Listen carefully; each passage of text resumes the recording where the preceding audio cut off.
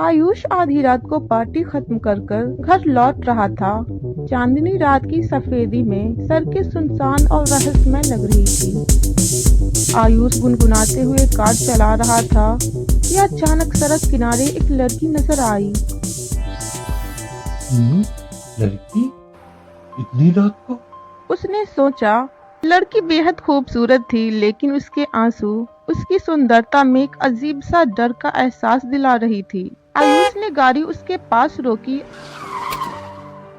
और कहा, अरे कौन हो तुम? यहाँ क्या कर रही हो? इस सुनसान रास्ते पे खड़े होकर क्यों रो रही हो? इस वक्त यहाँ अकेले रहना ठीक नहीं है, अपने घर जाओ। लड़की ने आंसू पोंछते हुए जवाब दिया, मेरा कोई घर नहीं है, मैं भूख से परेशान हूँ। भूख की वजह से रो रही हो?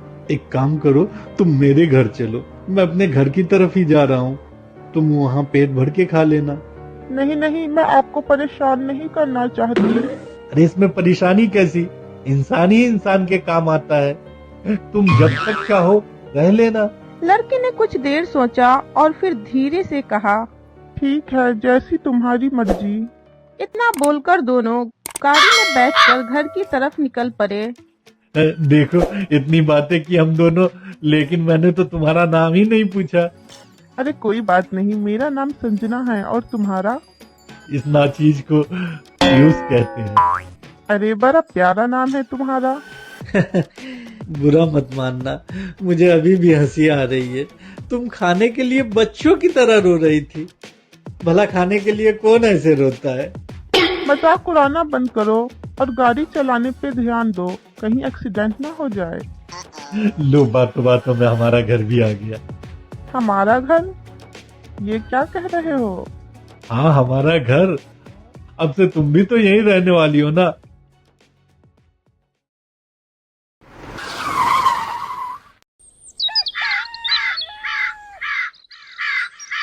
अगली सुबह आयुष ने देखा कि संजना एक काली बिल्ली के साथ खेल रही है। संजना, ये काली बिल्ली कहाँ से आ गई भाई? अरे डरो मत आयुष, जब मैं अकेली थी तो यही मेरी साथी थी, इसे मुझसे दूर मत करो। अरे मैं तो तुम्हारी भलाई के लिए कह रहा था, लेकिन कोई नहीं, ये तुम्हें पसंद है तो ठीक है। आयुष को ये बात अजीब लगी, लेकिन कुछ बोले बिना ही वहाँ से अपने कमरे में चला गया।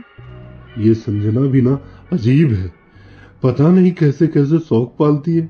भला काली बिल्ली से कौन प्यार करता है? रात में जब आयुष सो रहा था, अचानक उसे लगा कि कोई उसका गर्दन दबा रहा है। वो हड़बड़ाकर उठा और जोर जोर से चिल्लाने लगा, कौन है? कौन है यहाँ? मेरे सामने आओ। ये सुनकर संजना भागते हुए उसके रूम में आई। आयुष, क्या हुआ? संजना, कमरे में कोई था, उसके लंबे नाखून थे, लाल लाल आंखें थी, मुझे मारना चाहता था। संजना ने कमरे में इधर उधर देखा। आयुष, यहाँ तो कोई नहीं है, शायद तुमने कोई बुरा सपना देखा होगा, तुम सो जाओ, रात ज्यादा हो गई है। आयुष ने सिर हिलाया, लेकिन उसे यकीन था कि ये सिर्फ सपना नहीं था। अगली सुबह जब आयुष नाश्ता करने के लिए मेज की तरफ बढ़ता है, उसे कुर्सी पे खून दिखाई देता है। खून? संजना, संजना, ये कुर्सी पे खून कहाँ से आ गया? शायद बिल्ली ने कोई चूहा मारा होगा, परेशान मत हुओ, मैं साफ कर देती हूँ। अब आयुष को एहसास हो रहा था कि कुछ बहुत गलत हो रहा है। वो जल्दी से घर से बाहर निकला। वो अपने दोस्त पीयूष के घर की तरफ जा ही रहा होता है कि रास्ते में उसे पीयूष मिल जाता है। अरे आयुष, अरे रुक यार, अरे इतनी जल्दी में कहाँ जा रहा है तू? अच्छा हुआ तू मुझे मिल गया, मैं तेरे घर की तरफ जा रहा था। क्या हो गया? सब ठीक तो है ना भाई? नहीं यार, कुछ ठीक नहीं है, मैं बहुत बड़ी मुसीबत में हूँ। आयुष ने सारी घटना पीयूष को बताया।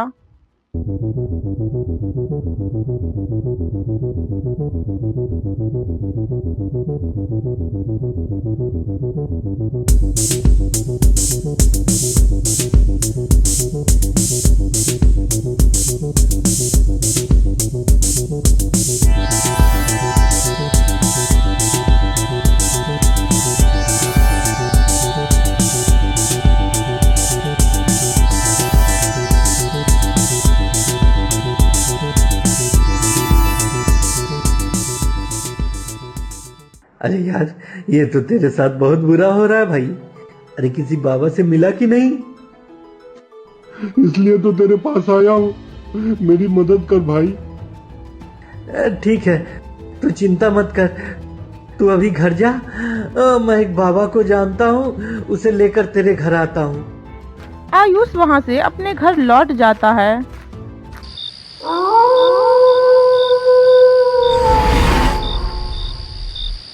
बिस्तर पर लेटते ही उसे नींद आ जाती है। कुछ देर बाद वो खुद को एक भयानक जंगल में पाता है। अरे ये कौन सी जगह, मैं यहाँ कैसे आ गया? अरे कोई है?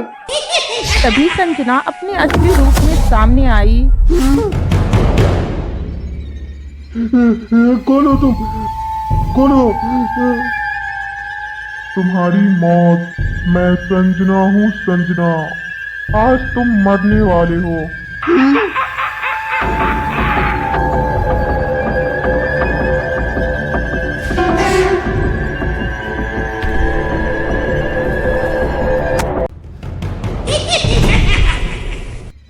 मुझे छोड़ दो, मैंने तुम्हारा क्या बिगाड़ा है? कैसे छोड़ दूं? आज अमावस्या है। इस रात का मैंने कब से इंतजार किया है। तुझे आज मार कर मैं और शक्तिशाली हो जाऊंगी। नहीं नहीं, मुझे मत मारो पीयूष। अरे कहाँ रह गया यार तू? जिसे बुलाना है बुला ले। अब मुझसे तुझे कोई नहीं बचा सकता।